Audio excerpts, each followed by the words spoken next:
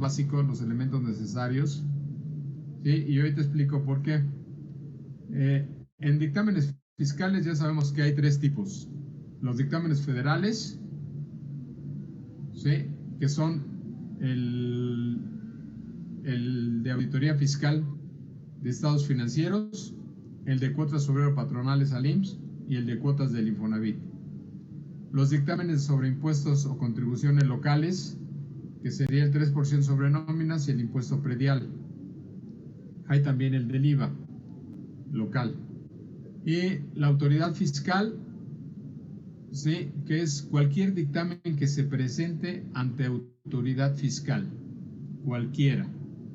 Obviamente distintos a los dos anteriores, porque obviamente tienen su propio procedimiento y su propio mecanismo, además como el acatar ciertas leyes. Entonces de este cuadro, ¿sí? Vamos a ver muy poco, no porque no quiera comentarles o porque no quiera decirles, sino simple y sencillamente porque esta parte es materia de su siguiente materia el próximo semestre, y no quiero meterme en broncas de anticiparles o no darles información de más, etc. Entonces de esto no nos vamos a ver lo que es esencial, lo que ustedes deben conocer, ¿sí? Y entonces nos queda el efecto de ver otras revisiones de auditoría, que sería el tercer cuadro. ¿Cuáles son estas revisiones de auditoría? Son informes y dictámenes que puede presentar el contador público, ¿sí? O que está capacitado para hacer, y que de alguna manera lo pueden llegar a contratar y se consideran revisiones especiales y específicas de auditoría, es decir, otros trabajos, otros informes, otros dictámenes, ¿sí? Y luego viene el siguiente.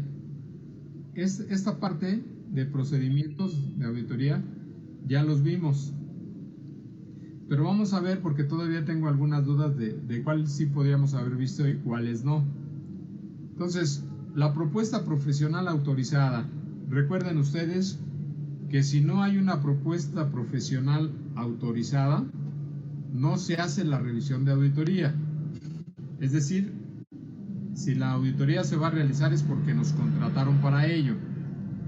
Lo que es la planeación de la auditoría, ya lo saben, ya tienen ustedes todos los elementos necesarios, que es desde enviar o preparar la carta propuesta, ya una vez que nos autorizan, solicitarles información, ver qué actividades vamos a realizar, entre ellos diseño de papeles de trabajo, quiénes son los auditores que van a participar, la aplicación de cuestionarios a funcionarios y empleados, el estudio y evaluación del control interno, que ya saben que hay tres tipos de evaluarlo. ¿Qué más? La aplicación de los programas de auditoría, la aplicación de las pruebas sustantivas y obviamente la aplicación de los procedimientos de auditoría. De los procedimientos de auditoría, recuerden, hay tres: el procedimiento analítico, el analítico sustantivo y procedimientos analíticos de conclusión global, ¿sí? Entonces, ya todo eso ya lo tienen, lo que es el estudio o la identificación de rubros importantes, cuál es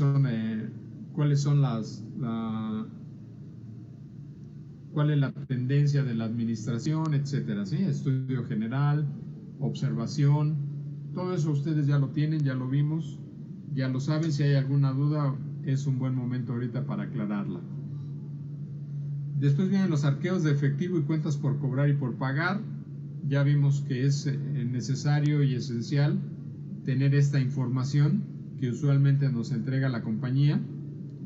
La circulación y confirmación de cuentas por cobrar y cuentas por pagar, ese no lo vimos como procedimiento, ¿sí?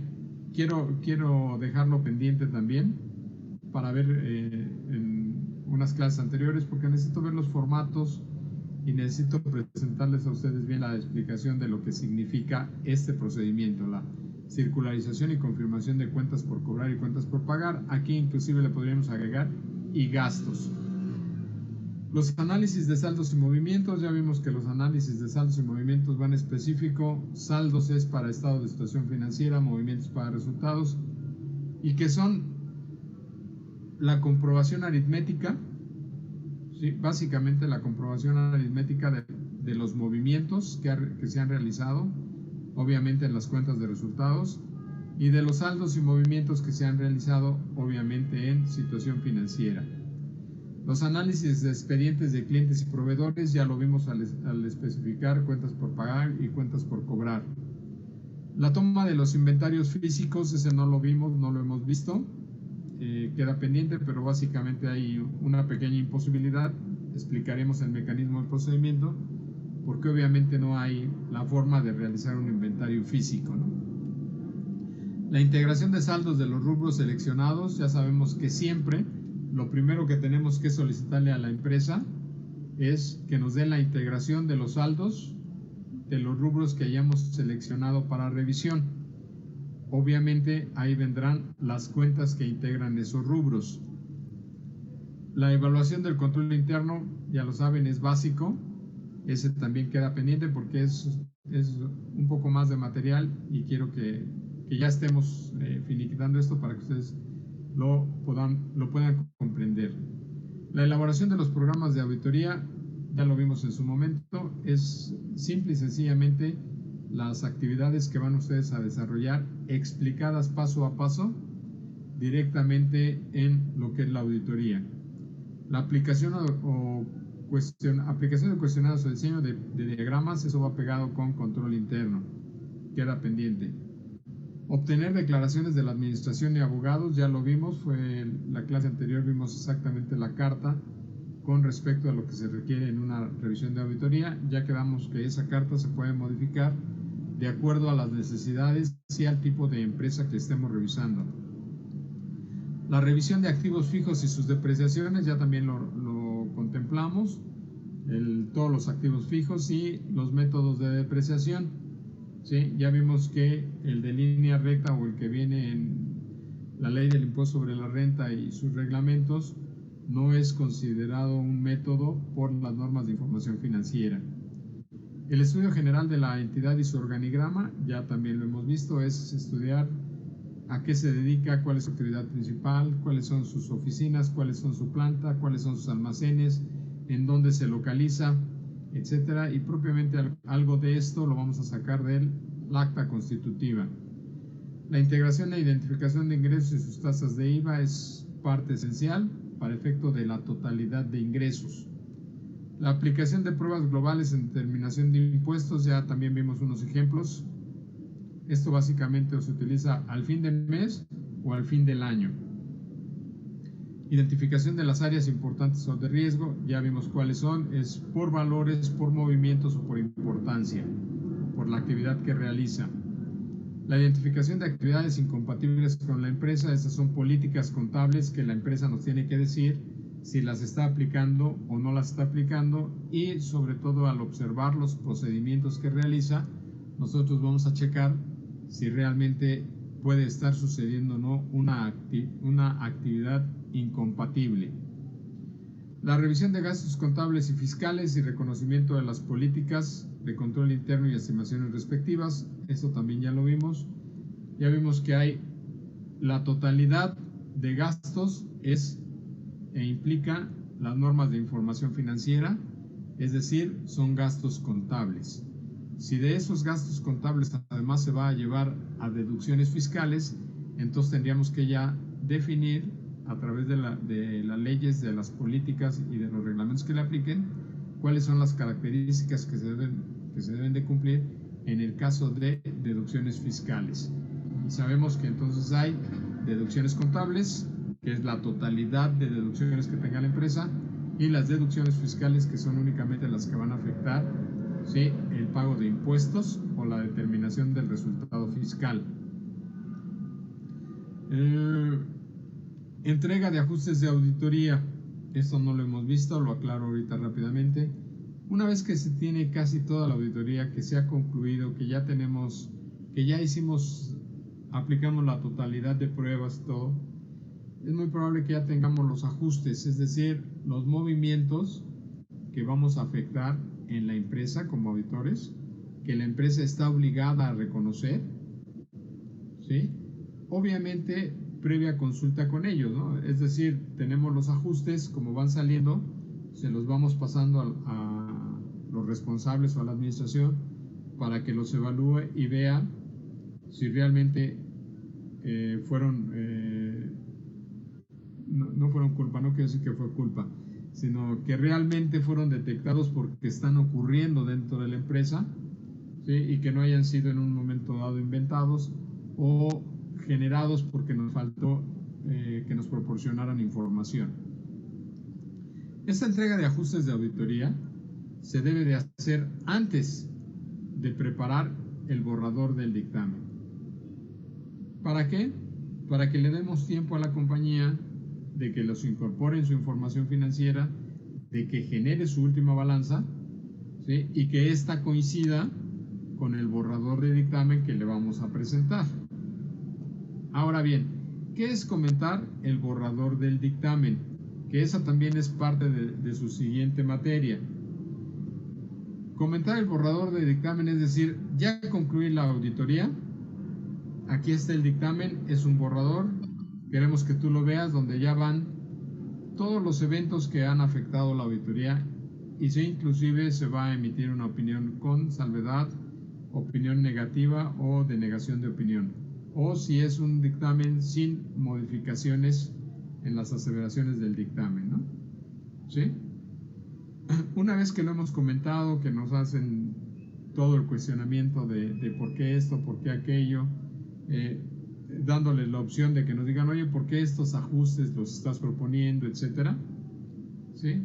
Entonces ya una vez que está autorizado, que ya lo comentamos con la compañía, obviamente con la administración general, y nos da el visto bueno, entonces ahora sí procedemos a elaborar el dictamen y los informes que hayamos presentado como situaciones informativas.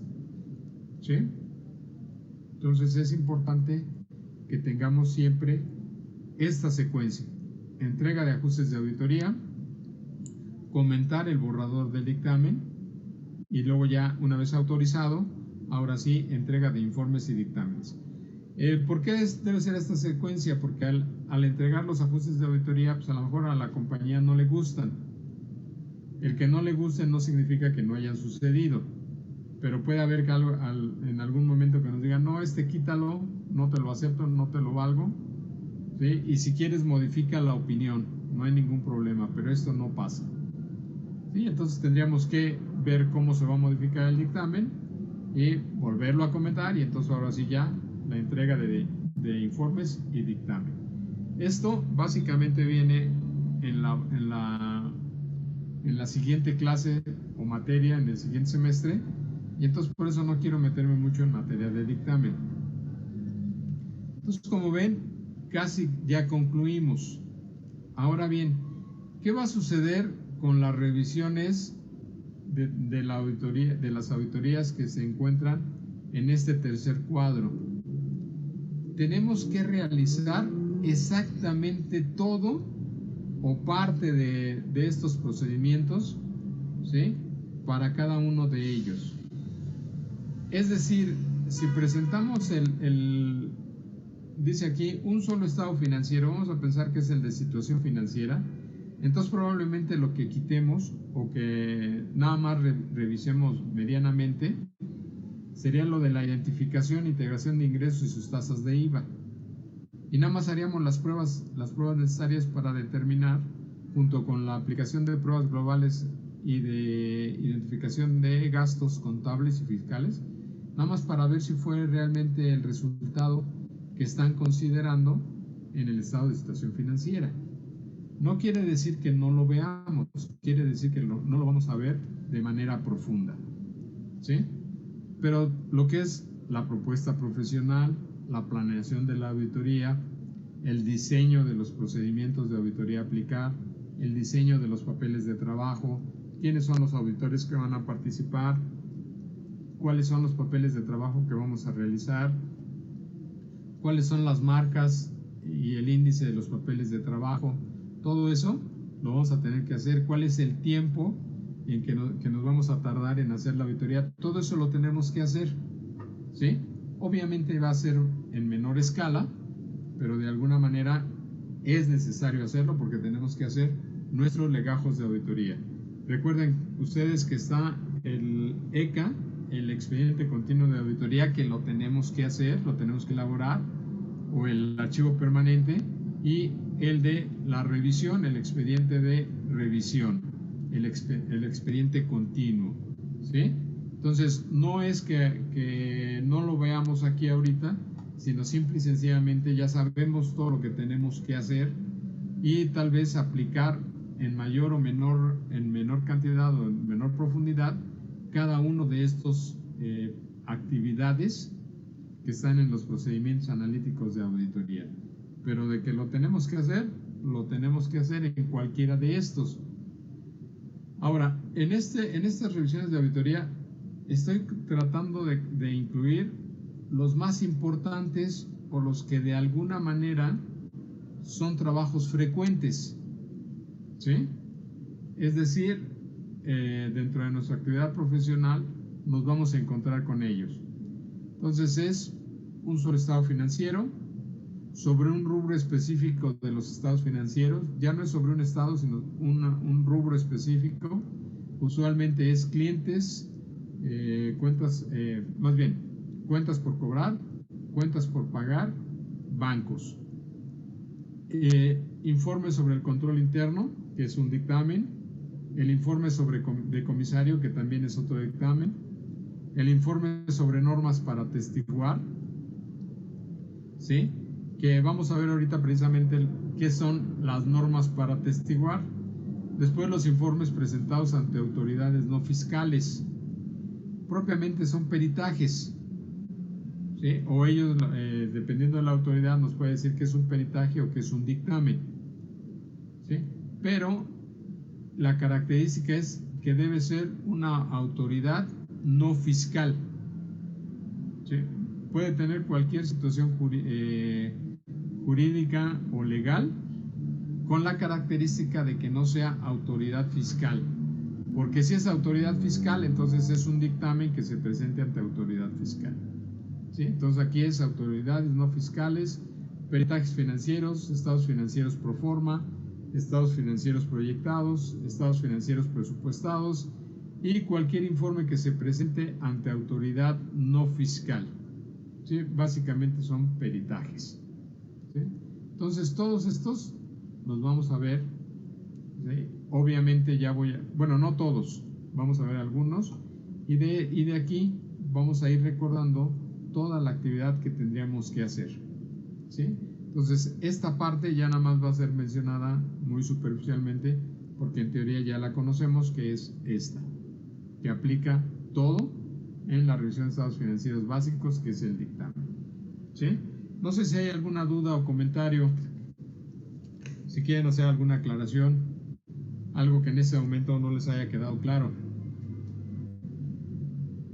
¿Nadie? ¿Nadie dice yo? Sí, señor Jordi, dígame. Disculpe, profesor, ¿cómo qué otras bases de elaboración de estados financieros hay?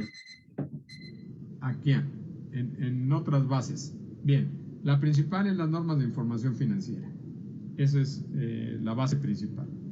¿Cuáles son las otras que existen? Cuando se cotiza en bolsa de valores, ¿sí?, la compañía está obligada a cumplir con las normas de información financiera, pero no puede presentar sus estados financieros así, sino los tiene que presentar de acuerdo a la Bolsa Mexicana de Valores o la bolsa en la que cotice, porque tendrá que presentar información adicional. Entonces, cuando nosotros estemos revisando un dictamen para una bolsa de valores o para la que cotice en bolsa de valores, ¿sí?, nos tienen que decir ellos específicamente cuáles son las normas de preparación que va a requisito indispensable de la bolsa de valores en la que cotiza, ¿sí? Entonces, en México es la Bolsa Mexicana de Valores, pero puede cotizar en Estados Unidos. En Estados Unidos hay dos no recuerdo ahorita bien los nombres, pero hay dos identificaciones. ¿Sí? Entonces, ¿cuál de ellas, si cotizar en Estados Unidos, cuál de ellas es la que se va a presentar el dictamen? Otra, las instituciones financieras no están obligadas a cumplir con las normas de información financiera. Ellos tienen sus propias normas de emitir sus estados financieros. ¿Sí?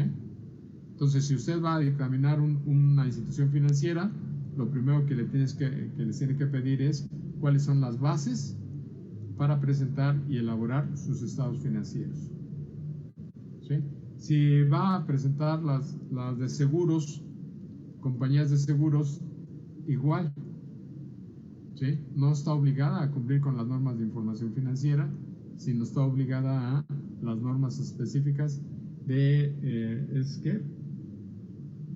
compañías que cotizan en bolsa y además generan seguros y coberturas. Entonces tenemos que ver ese tipo de compañías y nos tienen desde el inicio, nos tienen que decir, mira, mis estados financieros no los elaboro en base a normas de información financiera, pero estas son las bases sobre las que debo elaborarlos y estoy obligada. Y entonces ya tendríamos que ver nosotros si estamos familiarizados o no con esas normas o con esa base y decirle si podemos emitir el trabajo, bueno, si podemos realizar el trabajo, o en dado caso decir que no estamos familiarizados, que no lo podemos realizar, ¿no? ¿Sí queda claro? Sí, no son empresas específicas, son sector gobierno, sector gubernamental y instituciones financieras y que cotizan en bolsa de valores. ¿Alguien más? Profe, ¿me podría dar algún ejemplo de donde dice cualquier informe que presente ante autoridad no fiscal? Cualquier informe que se presente, con mucho gusto. Usualmente hay en todas las autoridades, y si nosotros obtenemos el registro para peritajes, si obtuviéramos el registro para peritajes, ese registro lo validan la totalidad de autoridades, ¿sí?, que aparecen en la Ciudad de México o en la República Mexicana. ¿Qué significa un informe ante autoridad no fiscal? Por ejemplo, imagínense ustedes que detectan en una auditoría, detectan un fraude. Se presenta la información y la autoridad nos solicita a nosotros, aunque somos los auditores de la empresa, nos dice, a ver, ustedes detectaron el fraude, preséntenme un informe, preséntenme un peritaje de cómo se realizó, cuál es el efecto, ¿sí? Y entonces ni es un dictamen fiscal, ni es un dictamen financiero, sino es más bien un peritaje, un procedimiento donde vamos a describir cómo se realizó el fraude en la empresa. Podemos ser nosotros o nos los puede pedir específicamente la autoridad a nosotros, o la empresa nos puede decir, oye, tú ya hiciste el dictamen, tú ya lo detectaste, pues ahora tú vas a ser mi contador para presentar el peritaje, ¿sí? Entonces estos peritajes usualmente son cuando a la empresa, por ejemplo, la demanda un empleado y entonces dentro de la demanda dice que no le han pagado la participación de los trabajadores en las utilidades. Y entonces lo primero que nos dice la empresa es, oye, hazte el peritaje de que no estamos obligados porque no obtuvimos utilidades, ¿sí? Y entonces nosotros tendríamos que hacer el peritaje, obviamente determinar el resultado fiscal, determinar que hay o no hay utilidades, ¿sí? Y entonces notificarle a la autoridad, decirle, mira, la empresa me contrató para que yo determine si hay o no hay participación en las utilidades a los trabajadores, y de acuerdo al mecanismo, de acuerdo a la ley, de acuerdo a lo que ha generado la operación de la empresa, te vengo a decir, te vengo a mostrar que no hay participación a los trabajadores en las utilidades, ¿sí? Y entonces ese peritaje específico incluye todo un mecanismo de elaboración, porque obviamente la autoridad en la mayoría de los casos no va a estar familiarizada con lo que es el peritaje contable para la determinación de participación de utilidades en los trabajadores. Y entonces ese peritaje es específico porque tenemos que incluir todos los aspectos técnicos, sus definiciones y sus conceptos, ¿sí? Y además el mecanismo de presentación implica, lo vamos a ver, pero ahorita sí, de lo que recuerdo del párrafo es que dice: en mi leal saber y entender presento tal cosa. El procedimiento para la determinación de la participación en las utilidades a los trabajadores, de acuerdo a, y tenemos que poner de acuerdo a qué ley. Como vamos a poner de acuerdo a qué ley, entonces tenemos que explicar la Ley General de Sociedades Mercantiles, más la Ley del Impuesto sobre la Renta, etc. ¿Sí? Y todo lo que sea, por ejemplo, estados financieros o el estado de resultados, tenemos que poner el concepto general. Y lo primero que tenemos que aclarar, perdón, se me pasó, lo primero que tenemos que aclarar es que es la PTU, ¿no? Participación de los trabajadores en las utilidades. ¿Sí? Y entonces, todo lo que tengamos en aspecto técnico, por ejemplo, vamos a decir que mi trabajo se realizó en base a las normas para atestiguar. Y entonces tengo que explicar brevemente qué son y qué significan las normas para atestiguar. Todo el aspecto técnico que yo maneje, todo ese aspecto técnico tengo que notificarle a la autoridad. ¿Sí? Entonces, por eso son ese tipo de peritajes, y no necesariamente es por la comisión de un delito, sino simple y sencillamente lo demandaron porque el trabajador quería participación de los trabajadores en las utilidades y no hubo. ¿Sí? O lo demandan porque se presentó a trabajar, bueno, se presentó a hacer toda la formalidad para entrar a trabajar ahí, hizo todo el procedimiento para entrar a trabajar ahí, y al final de cuentas no era el elemento deseado por la empresa, y entonces los demanda porque no les dieron el trabajo. Y entonces la empresa nos dice: oye, danos el peritaje donde se demuestre que él no tenía el perfil que requeríamos, ¿no? Y entonces lo primero que tenemos que sacar, a ver, recursos humanos, ¿cuál era el perfil que requeriste para el puesto que él vino a ver, ¿no? ¿Sí? No el que nosotros tengamos la idea, sino el que la empresa en sí estaba reflejando. Entonces hace el análisis, se coteja con las pruebas que realizó, y en base a ese cotejo se hace el informe y se presenta, en este caso, ante autoridad laboral. Y se le dice: por tales circunstancias no llenó el perfil, ¿no?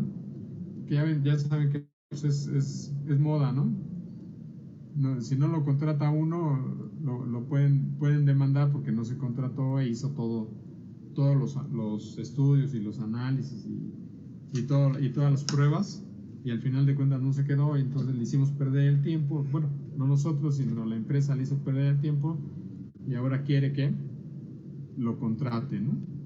¿Sí? Entonces, ese tipo es autoridad no fiscal. ¿Cuáles son las autoridades no fiscales? Las autoridades laborales, las autoridades mercantiles, las autoridades judiciales, y no necesariamente por la comisión de un delito, sino porque existe una demanda. ¿Qué otra? Es mercantil, laboral, judicial. ¿Y cuál se me está pasando?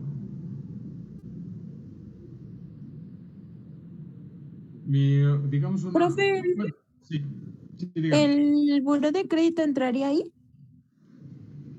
El buró de crédito no, porque no es una autoridad como tal.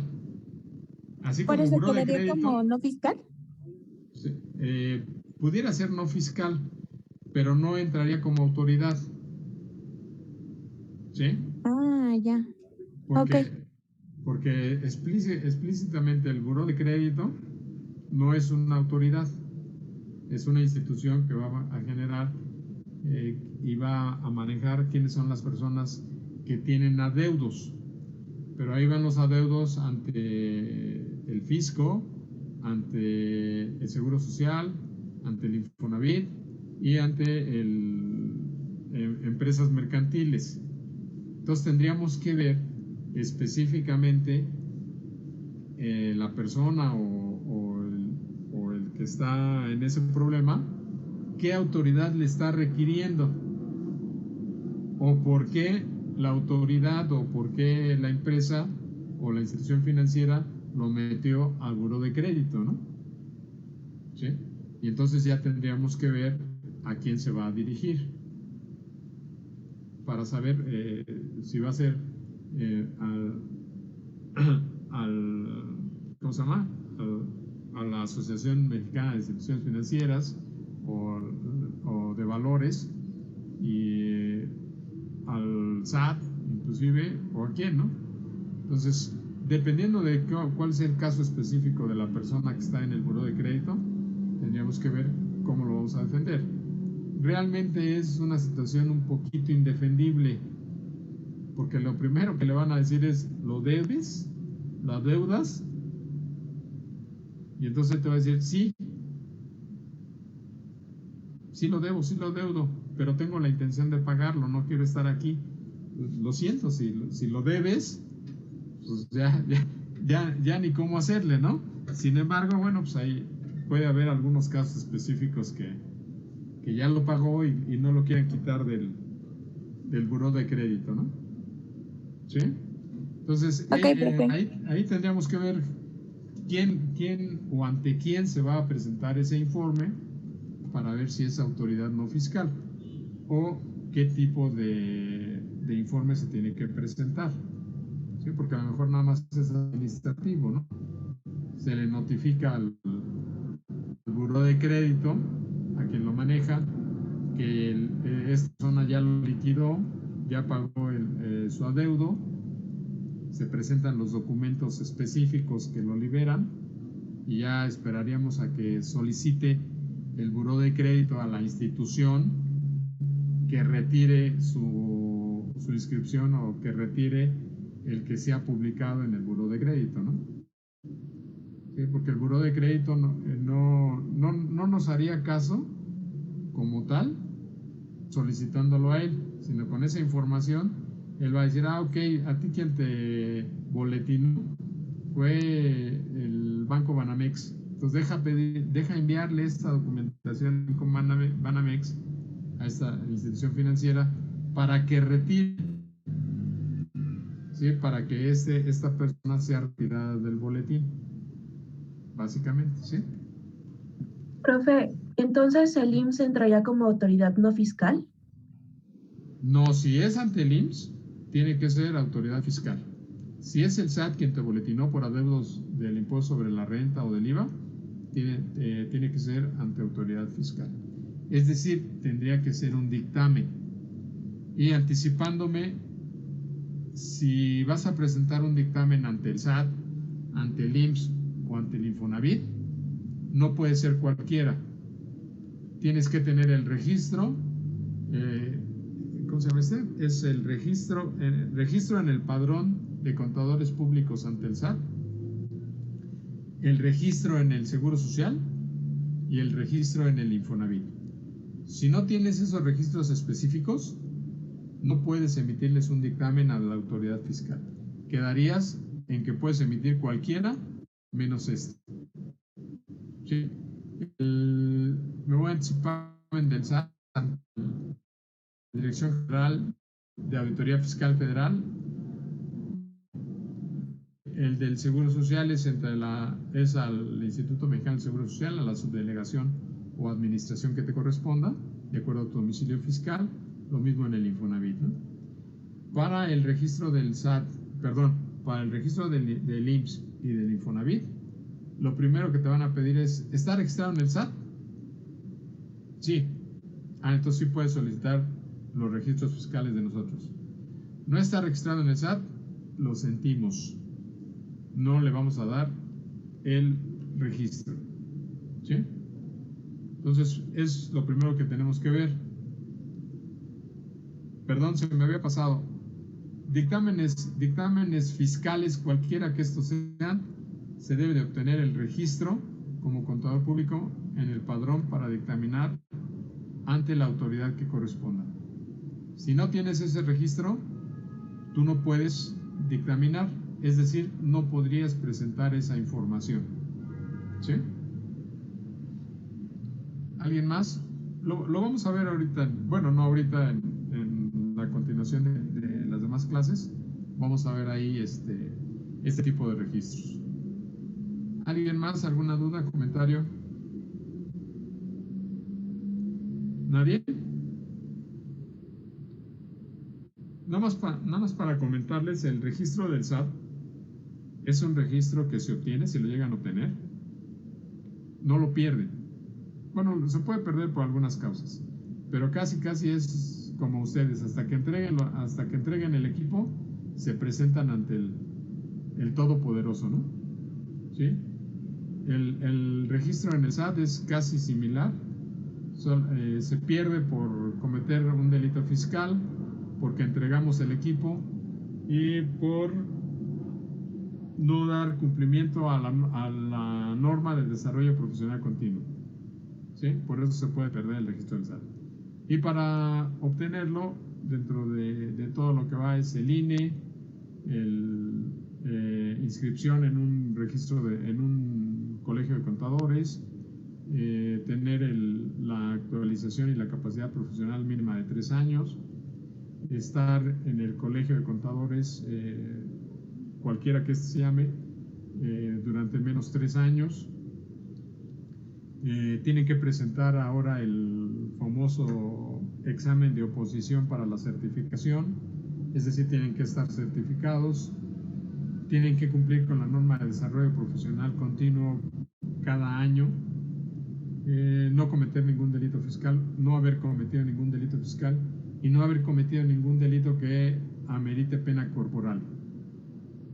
¿Sí? De los más importantes, que también lo vamos a ver en un futuro próximo. ¿Sí? ¿Dudas?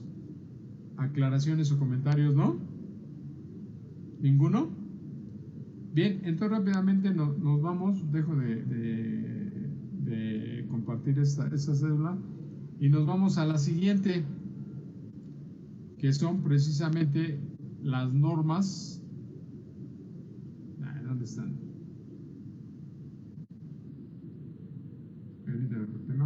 No me deja verlas, y es cuando tenemos problemas de identificación. Ahí está.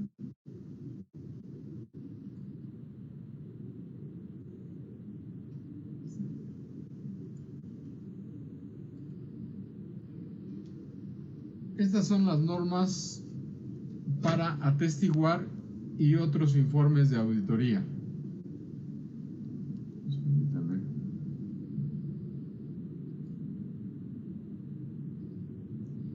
Entonces, ¿cuáles son esos otros informes de auditoría? Los que en la página anterior o en la gráfica anterior formaban el tercer cuadro. Entonces dice, todo servicio profesional distinto a la auditoría de estados financieros. Y aquí se incluye el dictamen fiscal, en el que se requiera que el contador público atestigue, afirme, testimonie o proporcione evidencia y así hacerlo constar en su informe. Es decir, no son los 4 estados financieros básicos, no es un dictamen fiscal, ¿sí?, sino cualquier otro informe o dictamen que pueda realizar el contador público. Entonces, lo primero que nos dicen las normas, dicen lineamientos profesionales orientados a promover tanto la consistencia como la calidad en la prestación de estos servicios. Aquí una aclaración. Si ustedes quieren, en cualquiera de esas auditorías del tercer cuadro de la gráfica anterior, cualquiera, pueden utilizar las normas internacionales de auditoría. Lo pueden hacer. Sin embargo, para los peritajes específicos, que requieren un tratamiento específico, como el que mencioné, es necesario aplicar estas. ¿Sí? Entonces, por ejemplo, si ustedes van a presentar el dictamen sobre un estado financiero básico, situación financiera o de resultados, no hay ningún problema, pueden aplicar el informe, las normas internacionales de auditoría. Pero si va a ser un peritaje ante autoridad no fiscal, ya estarían muy sobrados de aplicar las normas internacionales de auditoría, porque además son específicas para una autoridad mexicana. ¿Sí? Entonces, por esa razón, es necesario, y el Colegio de Contadores y el Instituto Mexicano de Contadores Públicos dicen, mejor utiliza estas, ¿no? Las normas para atestiguar, que tienen una estructura muy, ¿cómo le llamaríamos? Muy parecida, muy... ¿Cómo le llamaríamos ahorita? Vamos a decirle así, muy parecida a lo que eran las antiguas normas de auditoría generalmente aceptadas. ¿Sí? Entonces queda ahorita aquí esta, ahorita las vamos a ver y vamos a ver qué sucede, ¿sí? Entonces me dice aquí, se me olvidó esto.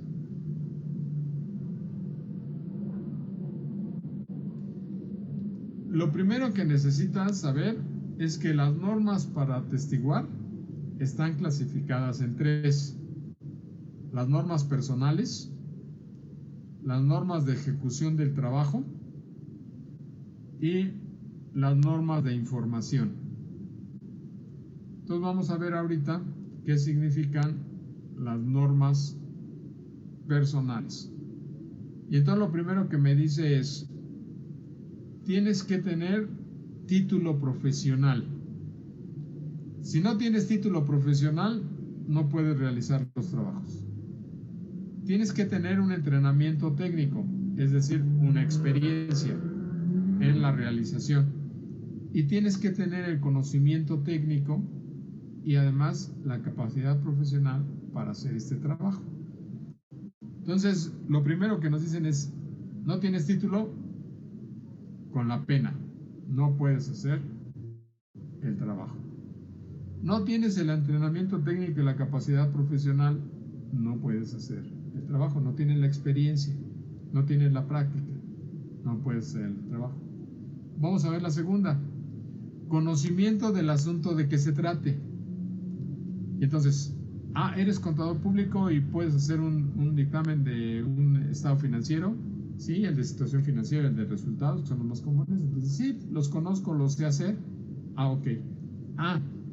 Tienes que presentar un peritaje ante una autoridad por un problema jurídico que tiene la empresa, ya sea que demandó la empresa o la demandaron a ella.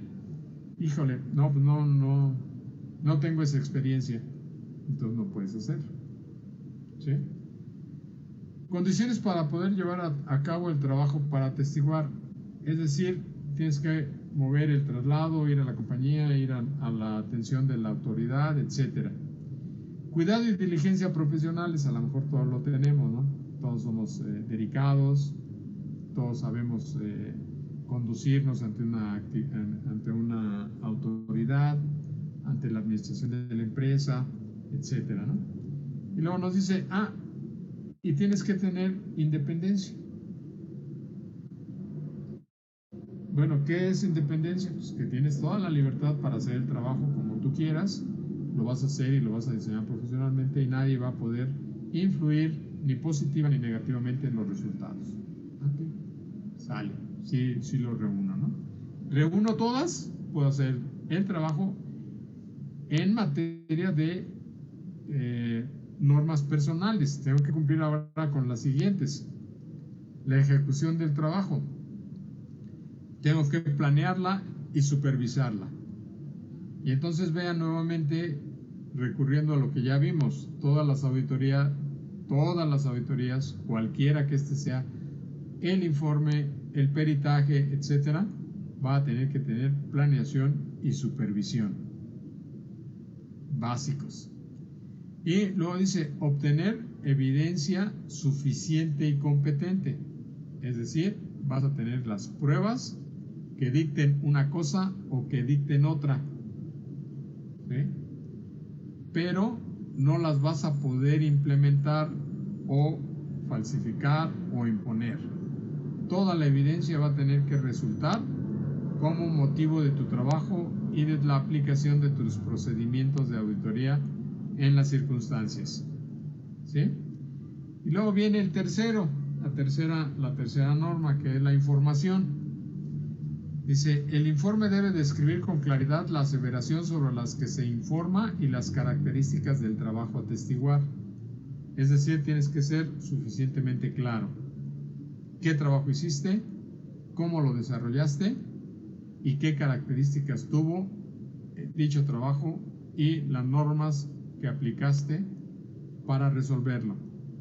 Debe presentarse con claridad y objetividad la conclusión del contador público acerca de la aseveración con los criterios establecidos.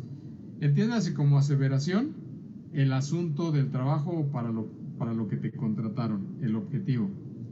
Y entonces por eso les decía yo que deben de presentarse con claridad y objetividad las conclusiones y todo el informe, porque estamos pensando que la autoridad, como muchas otras personas, ¿sí?, no tienen la experiencia, la práctica y el conocimiento contable. Debe contener todas las excepciones significativas, es decir, toda la información, ¿sí?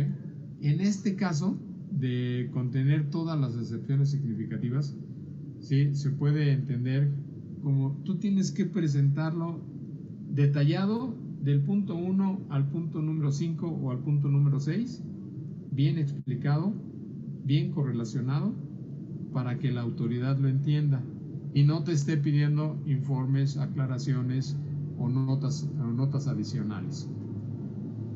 Debe contener una declaración limitando el uso del informe. Esto es muy importante. ¿Por qué? Porque no puede ser, si tú lo vas a entregar a una autoridad laboral, no puedes agarrar y decir, pues que este mismo informe se presente ante una autoridad mercantil, porque tienen características diferentes. Entonces, ¿cuál es la situación de esta declaración? Que tú digas, esto fue únicamente para presentarse ante la autoridad laboral fulana de tal o el juzgado laboral número tal, ubicado en tal lugar. Y no debe y no puede ser utilizado para otro tipo de situaciones. Así de simple y así de sencillo. Y luego debe decir aclaración de la relación con estados o información financiera y expresión de opinión. Aquí en este caso específico, tú puedes elaborar este tipo de informes con dos circunstancias importantes. Una, como auditor independiente. Tú eres un auditor independiente, sigues siendo el auditor independiente y te contrataron para ello. Con excepción de algunos, también puedes estar trabajando para la empresa.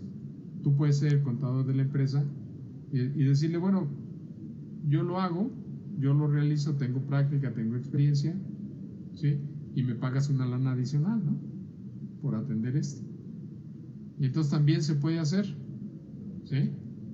Habrá algunos, entre ellos los de estados financieros, que no lo podrás hacer porque no tienes independencia, ¿sí?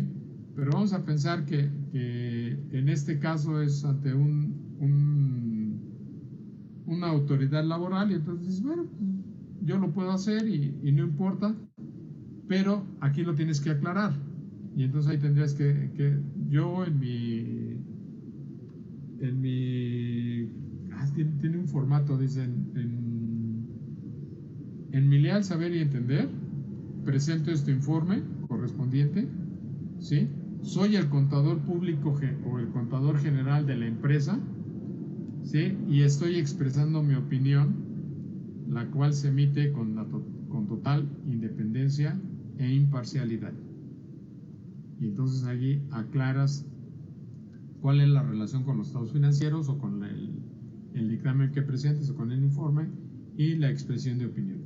Si eres un contador externo, entonces tú tendrías que aclarar, soy un contador público externo, se me contrató para realizar este informe y en consecuencia emito mi opinión, ¿sí?, en total libertad de independencia e imparcialidad, ¿sí? Y entonces, ¿cuáles son los procedimientos recomendados? Si ustedes ven, por eso les decía, podemos aplicar algunos de los anteriores procedimientos o de los procedimientos analíticos sustantivos o analíticos de comprobación global. Dice, examen sobre la aseveración, es decir, sobre el asunto o sobre el objetivo para el cual se me contrató o para el cual me van a pagar, o por el simple hecho lo voy a dar gratis, pero porque trabajo en la empresa lo puedo realizar. ¿Cuáles fueron las situaciones de revisión? Es decir, cómo aplicaste la revisión, qué procedimientos utilizaste, en qué norma o en qué normatividad te aplicaste, etcétera. Otros requerimientos de información, todos los documentos, todo tu procedimiento cuando se basa en la revisión de la empresa o de algún asunto específico, tiene que haber un formato, tiene que haber un documento, tiene que haber una situación que tú tengas que presentar como anexo, ¿sí? Forzosamente siempre vas a tener que presentar en ese tipo de informes o peritajes, siempre vas a tener que presentar documentos. Y entonces aquí está tu requerimiento de información, qué documentos estás anexando. Y lo mismo, si es un cheque, tienes que poner el concepto de cheque. Si es el comprobante de una transferencia bancaria, tienes que poner el concepto de la transferencia bancaria. Si es una factura, si es una remisión, si es un contrato de labores, etcétera, todo eso lo vas a tener que poner aquí. Y tus papeles de trabajo son los que hayas diseñado con tus cédulas de auditoría y que deben formar parte del expediente. Siempre deben formar parte del expediente de auditoría, ¿sí? Siempre tienes que tener tus expedientes de auditoría, siempre, ¿sí? Por eso tienes que tener tus papeles de trabajo, tienes que tener tus expedientes, tienes que hacerlo tal y como nos lo indica o como se nos indica en la circunstancia de la auditoría de estados financieros normal, ¿sí? No es que nada más, pues voy a hacer aquí mi pequeño legajito con un clip y todo. No. Tienes que tener toda la formalidad del caso, porque te pueden requerir, así como en el SAT te pueden requerir la información de tus papeles de trabajo, el auditor o la autoridad o a quien lo hayas presentado te puede requerir, ¿sí?, que le presentes esa información. ¿Sí queda claro? Entonces, básicamente, si nosotros nos aprendemos estas normas personales de ejecución del trabajo y de información, que son las normas para atestiguar, pues casi vamos a poder realizar cualquiera de los trabajos que están en la gráfica anterior. Dejo de compartir esta y me voy a la anterior. Aquí está, ¿sí? Y entonces yo puedo realizar la auditoría para un solo estado financiero, para un rubro específico, para el dictamen de control interno o informe de control interno, para el informe de comisario. Puedo emitir un dictamen de estados financieros pro forma, o un dictamen de estados financieros proyectados, o un dictamen de estados financieros presupuestados. Aquí no implica que sean los 4, sino aquí implica que pueden ser los 2 primeros, el estado de situación financiera, ¿sí?, y el estado de resultados, o cualquier informe o cualquier peritaje, ¿sí? Entonces, vean que aquí, en este tercer cuadro, nos dicen, tú puedes o debes hacer la auditoría en base a las normas para atestiguar, ¿sí? Pero puedes utilizar las normas internacionales de auditoría si así lo requieres, o sea, si es tu necesidad.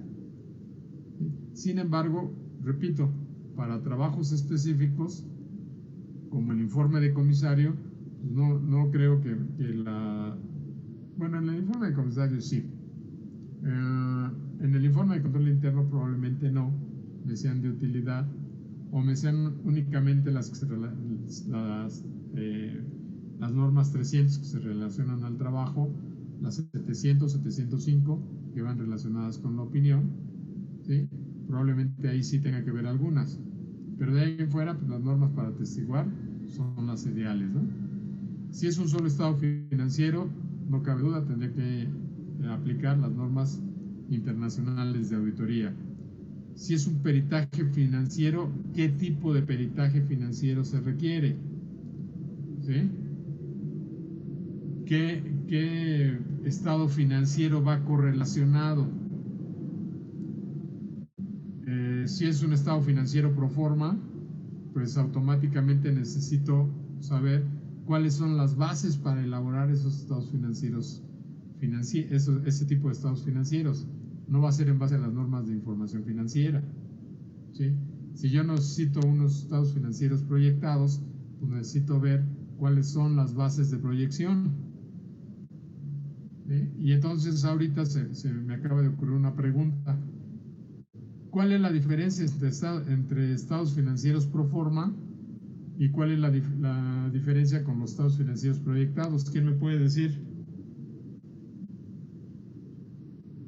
¿Quién de ustedes me puede decir? ¿Cuál es la diferencia de uno? ¿Cuál es la diferencia de otro? ¿O si son lo mismo?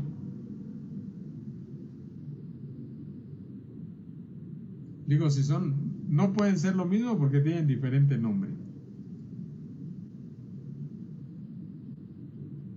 Y ya no le quise incluir los estados financieros presupuestados. ¿Cuáles son? ¿Cuál es la diferencia de los pro forma y de los estados financieros proyectados? Eso sí lo deben de saber porque son contadores públicos. Bueno, van a ser, todavía no, perdón, van a ser. ¿Nadie? ¿Nadie dice yo?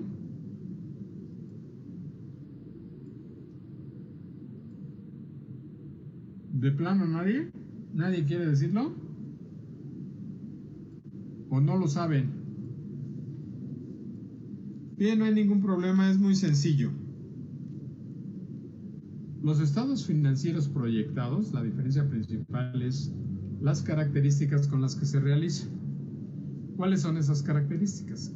En los estados financieros proyectados, siempre y forzosamente deben estar ligados a un proyecto de inversión, ¿sí?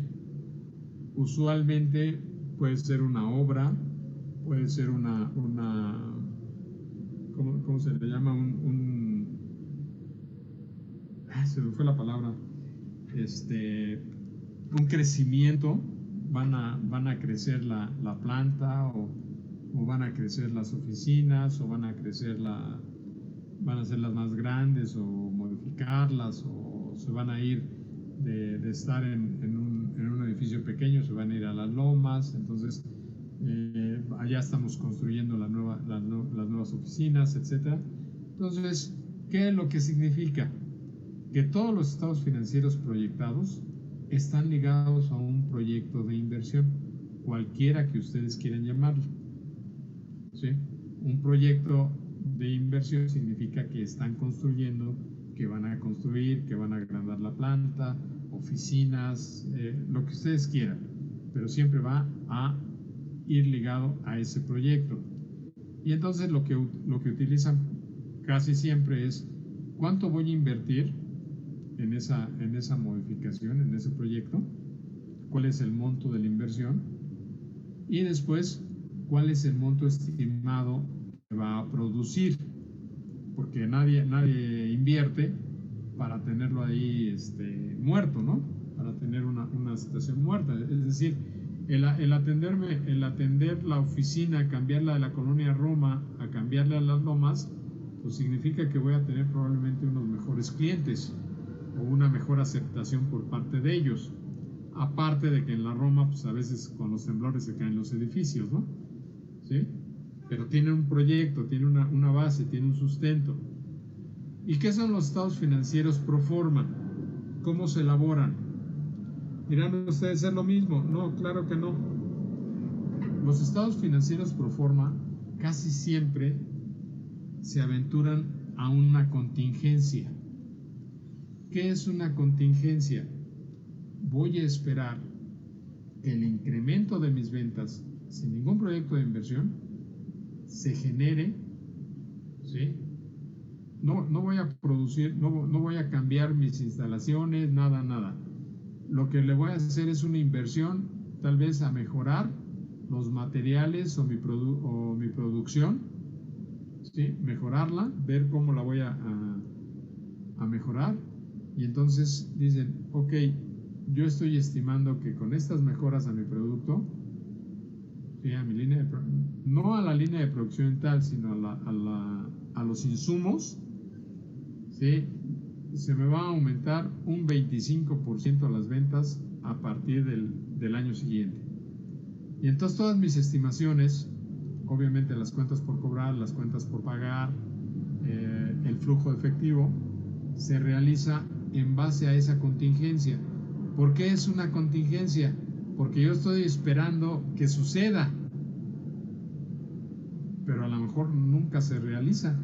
Con todo lo que yo haga, nunca se realiza, y probablemente a lo mejor mis ventas se generan un aumento del 5% o de un 2%.